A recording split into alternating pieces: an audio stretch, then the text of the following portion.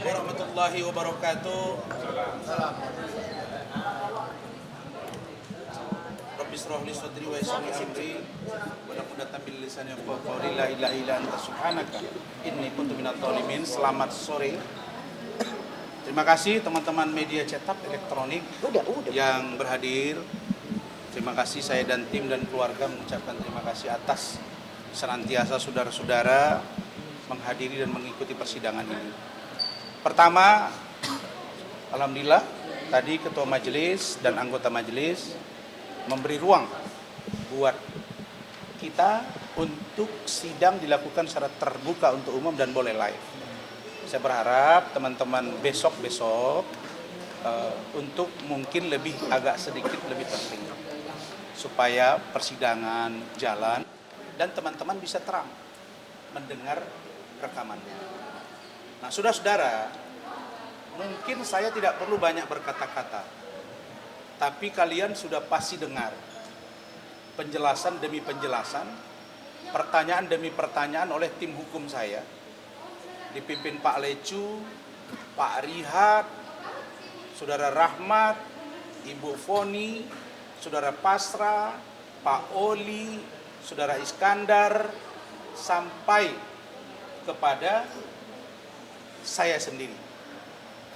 Dan itulah yang kami siasati, bahwa pertanyaan demi pertanyaan itu sudah dikoordinasikan supaya tidak tumpang tindih. Karena dalam pengalaman kami beracara, luar biasa memang cermatnya hakim ini, itu kita akui. Kami semakin hari makin melihat bahwa kemistri kita ketemu. Dan dia sangat berlaku adil. Bayangin, baru salah sedikit saja JPU langsung ditegur. Salah sedikit saja nanti saksi langsung ditegur. Salah sedikit saja nanti kami salah dalam pengertian pertanyaan itu agak bias, langsung ditegur. Sehingga kita harus fokus kepada kasus. Itulah sejatinya pemeriksaan. Nah, karena itu saya berkeyakinan dan tim bahwa 2 orang saksi hari ini itu adalah saksi yang kami duga dikondisikan. Dan tidak pernah dalam sejarah persidangan yang saya ikuti, BAP saksi 1 dengan saksi 2 itu 100, bahkan bisa saya katakan 99%, bahkan hampir 100% itu hasil dari BAP yang satu ke yang 2. Yang kita sebut itu seperti copy paste. Karena ini hanya beda halaman. 29 halaman, 27 halaman, satu lagi 23 halaman. Itu saja bedanya. Lalu rangkaian peristiwa dan keterangan yang digambarkan itu hanya beda-beda dikit. Maka agak lebih tebal keterangan dari salah satu saksi. Apakah Hana, apakah Miki.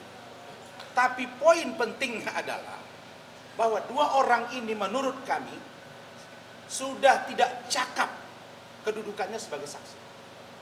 Karena mereka tidak menjelaskan apa pencemaran yang dilakukan. Dan posisi seorang saksi harus jelas mengetahui dan atau mengalami dan atau menyaksikan. Mengetahui harus betul-betul mengetahui.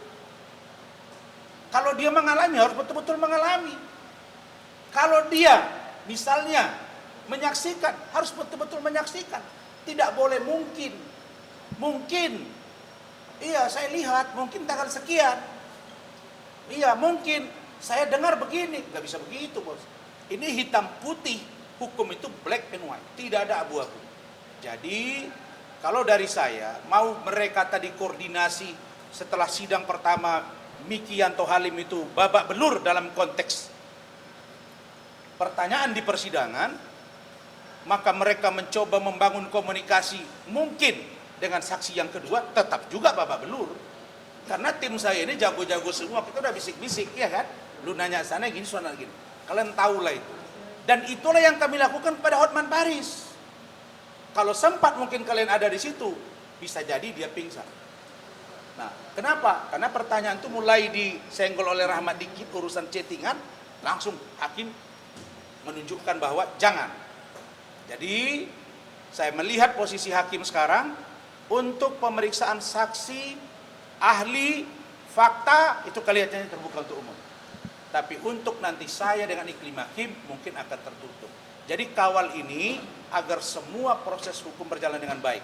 Bagaimana poin tentang posisi yang sangat menguntungkan saya di dalam persidangan ini nanti dijelaskan oleh teman-teman saya. Karena masing-masing punya perspektif, tolong dipahami, tim saya ini adalah super tim, bukan Superman. Saya butuh super tim sehingga orang-orang yang ada di tim ini punya kompetensi masing-masing. Silakan, berarti saudara. bisa dibilang abang mencurigai kedua saksi itu, Bang? Apa? Abang bisa dibilang Nanti saya jawab. Silakan, saudara Lecu. Oke, ketua tim. Ini ya, teman-teman, hari ini 2 saksi fakta dihadirkan oleh jaksa penuntut umum. Ya, ini hari 2 saksi fakta loh. 2 Ya. saksi fakta ini juga yang dihadirkan oleh saudara Hotman Paris di Bareskrim. Yes. Oke, sehingga saksi inilah yang menurut kami, ya kan, menurut kami bisa membuat status tersangka terhadap Bang Rasman. Kedua orang saksi ini. Ya. Tapi perlu saya pastikan dan jelaskan ini hari sangat beruntung. Kenapa saya bilang gitu? Bahwa yang pertama saksi Mika menyampaikan bahwa Bang Hotman sampai saat ini dengan saudari terdakwa Iklim Hakim hubungannya baik-baik saja. Sampai hari ini. Sampai ini hari. Berarti sebenarnya nggak ada masalah. Ya. Ya, artinya baik-baik saja. Tetapi kan pertanyaan saya, kalau baik-baik saja kenapa dilaporkan? Ya.